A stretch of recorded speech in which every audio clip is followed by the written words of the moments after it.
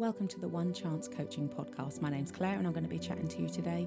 Please be aware that this is just my advice from me to you. I am not a doctor, though I do have a life coaching qualification as a level 3 diploma, and I'm working on my nutrition and health diploma as well.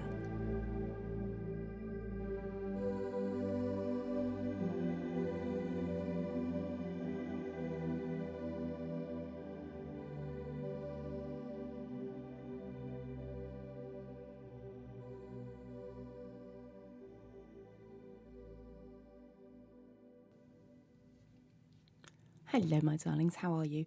I am struggling with a little bit of a cold, so I apologise if I sound absolutely horrendous through this. I have had some feedback saying that the volume is very quiet on my podcast, so I'm going to try and whack that up for you today. So hopefully this one will be louder than the previous ones have been.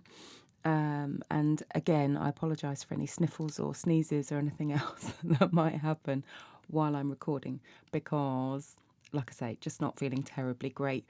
So I thought I'd just come along and have a little chat about this exact thing. Okay, so I said, well, what can I talk about? Well, I've got an absolutely streaming cold.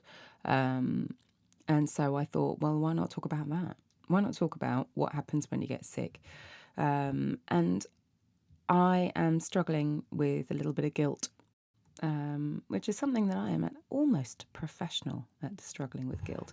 But it's something that I'm trying to work on, because I know one thing for sure about myself is I am no good at being poorly.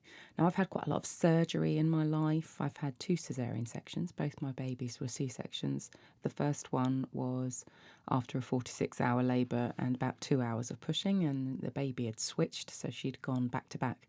And I couldn't get the little bugger out. And the second one was a C-section because, firstly, I'd had the previous one. Secondly, she was transverse lie, so she was lying side to side. Just blah, blah, blah, blah, blah. And they were worried about cord prolapse and everything. And she was a very big baby. So, but 2 sections. I've had my gallbladder removed because I got very, very poorly after I had my first child due to undiagnosed gallstones, which led to acute pancreatitis, which led to 2 weeks in intensive care, which led to me almost not surviving. So I've been very poorly in that aspect. When I lost all my weight, from my heaviest to my lightest, I was left with an awful lot of loose skin. And I was very, very lucky and very, very blessed to be able to get that fixed. And I had a tummy tuck done. And now I was, like I say, so lucky to get that done on the NHS many, many moons ago. Now I'm going to bet my bottom dollar that you wouldn't get it done on the NHS now. Well, I was very, very, very grateful to have it done, because at a sort of fairly young age, I almost got to the point where I'd lost all my weight and I felt like I looked better fat. I remember going to my doctor and he said, "Oh, you've done so well. You must be so pleased." And I literally just sort of pulled my top down and just burst into tears and showed him. And my stomach was really bad. So I've had that done. And what my point is that all the way through all of those things, all those surgeries, all the sickness, other things that I've been through. So I've had 4 lots of abdominal surgery in my life, and I am absolutely crap at being a patient. I'm so rubbish at it. I can't rest. I can't settle. And a cold is no different. When I got COVID, I think most of us have had it, but when I got COVID, it was just before they relaxed the rules on it, and I had to not work. But I wasn't ill. I literally felt poorly for 1 day, and that was the day before I tested positive. And then, so I was stuck at home going, oh, I've got to stay at home. I'm not allowed to go out, which sucks when you're self-employed. And I'm just a rubbish patient. So how are you? How are you at being poorly? Because I'm crap. I was having a little joke on my TikTok this morning about, the whole feed a cold, starve a fever thing. Is there any merit in that? I'm thinking probably not. If you've got a fever, maybe that's where it came from, that thing. If you've got a fever, you probably don't want to eat. Whereas I think sometimes when you've got a cold, you might feel a bit hungrier. I'm going to ignore all that and just, press on with the fact that I'm just going to carry on doing what I'm doing. What I will be doing is reducing my calories just a little bit, because I'm not going to the gym today. I really just don't feel up to that at all. I have done a walk, and I walked for an hour with the dog, so that's done, and I feel really pleased that I've done that. But I was slower than normal, and I was just thinking, well, just get out and do it, get the walk done, you'll feel better for some fresh air. And I did, actually. It sort of is helping to clear the tubes a little bit.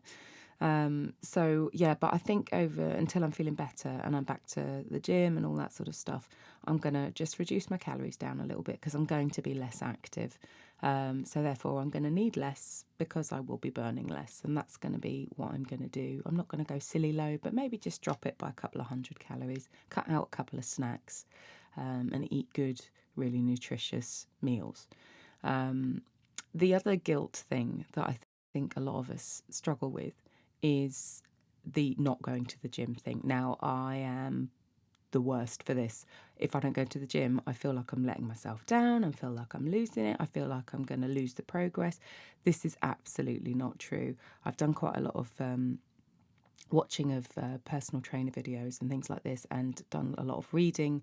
And I know for a fact that it doesn't. One missed gym session, in fact, one whole week of missed gym sessions, is going to do virtually nothing to your muscle loss. You're not going to suddenly wake up in the morning unable to move, and you're not going to suddenly wake up in the morning having lost all the progress that you've made. I might find that when I go back, it's a little bit harder to get into it, for sure. But absolutely, I am not going to make myself feel any worse than I already do about it. There isn't any point in me going. And frankly, if I do go, I'm going to do a sort of half-assed job, and feel pretty crap, and waste my time. So I think it's a little bit about listening to my body today and saying, right, okay, well, I've done my walk. I'm at about 7,500 steps. If I can get to 10 today, I'll be really, really pleased. I probably will walk the dogs around the block again later on, and that nets me about 2,000 steps. So it's always worth doing. So yeah, don't feel bad about having some time off when you feel a little bit sick, or you're under the weather, or you've got COVID, or you've got cold, or whatever. I personally don't test anymore. And that's just my choice. I think if I lived with somebody who was, very immunosuppressed or something like that, I probably would do. But I don't, and I'm very much of the opinion that I just want to get on with it now. I feel like I've had enough of my life stolen from me, and my career, and it was really tough. So and everyone I know that's getting COVID at the moment are finding it very, very mild. So it is what it is. I think eventually I've just got to move on. But that is just my opinion, and I don't judge anyone. You do what you want to do. But this is, I'm fairly convinced, just a head cold, because I don't feel unwell in any way. I haven't got a sore throat. I haven't got a cough. And for me as a singer, a cough is the worst thing to get, because when I get a cough, that's when you lose your voice. So yeah, that's pretty much where I'm at. The other interesting thing that I'm doing, and I never did and refused point blank to do when I used to do Slimming World and things like that. If I got sick, everyone would be like, you got to track, there's this many sins in a lemsip. And I would be like, absolutely not. I'm not sinning lemsips. Like, that's not food.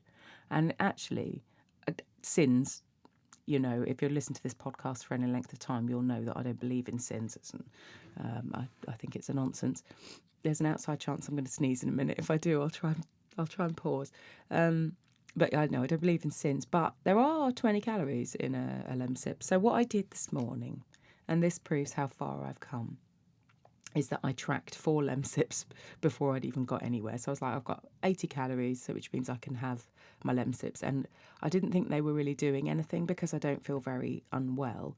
But actually, it's I'm about 40 minutes after needing a lemsip, and I really, really need to sneeze.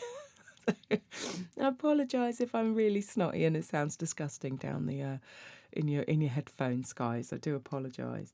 So yeah, I am actually tracking my lemsips, and I am going to try and get some rest. I might try and have a little nap, because I didn't sleep very well. You know what it's like when you've got a cold and you can't breathe, and I'm in the spare room because I'm trying not to make my husband poorly. because he's got a week and a bit at work, which means that he has to get up very, very early.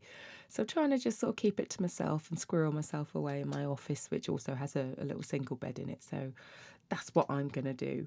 I had a very interesting conversation with somebody, not related to sickness, about weight loss and stuff. So obviously when you start losing weight and people start noticing, lots of different people have very different opinions on weight loss and what's right for them and all this sort of stuff. And I had a lady saying, "Oh well, I'm doing keto," and I was like, "All right, okay." And I'm trying really hard. If somebody says I'm doing Slimming World, I try really hard not to go, "Don't do it, save yourself." Oh my God, it's like, bombs going off in the background and oh, it's just I fight that really hard not to say stuff like that. And I feel the same way about bloody keto. In fact, I feel the same way about any diet plan whereby you're cutting out entire food groups. So I've started doing my nutrition course now. I've passed my first module and I've moved on to the second one. In fact, I'm going to do some work on that today since I'm a little bit more housebound than usual. And reading up on it, 55% of an adult's diet should come from carbs. 55%. That's where you're getting your energy from. That's where, that's where it comes from. And if you're not getting it from there, then where are you getting it from? And this is why I think Atkins was so controversial, because they were taking away the carbs. So your body needed to get the energy from somewhere else. And with Atkins, it was like, oh, eat all the steak and fatty bacon you want. And people were turning and getting their energy from fat instead. And because of that, it was doing severe damage to their heart. So yeah, not a big fan of that either. So it's really interesting, just talking to different people about different plans and all these sorts of things. So yeah, I will be having carbs absolutely today because I'm really tired and I'm feeling under the weather. And when you're feeling really tired and really under the weather, you need something to give you some energy. I'm not planning on, running a marathon or anything like that today. I'm going to try and keep it really easy, and I'm going to keep today's podcast real short because there's only so much you can talk about with colds. But yeah, I think, in the whole feed a cold thing, I'm going to feed my cold well. I'm going to feed it lots of vitamin C, and I'm going to feed it lots of nutrients, and I'm going to give it some carbs, and I'm going to give it some protein, and I'm going to give it some fibre, and I'm just going to look after myself and try and use the term feed a cold in a correct term so that I'm giving myself the nutrients that my body needs. And again, I don't know where the origins of that phrase came from. So maybe starve a fever came from if you have a fever, you don't fancy eating. And maybe feed a cold means that you need to feed your body the nutrients it needs in order to recover and get well. Just my thoughts of the day. I'm going to take my snotty nose off now and leave this as a very short little podcast for you today. But I just wanted to check in because I promised one on Monday, and me being as steely determined as I am, I had to carry on. So I will be back in your ears next Monday, talking further about all things weight loss and fat loss and all those sorts of things. And hopefully I'll be sounding a little less snotty this time next week. You have a lovely day and you take care of yourselves. See you later.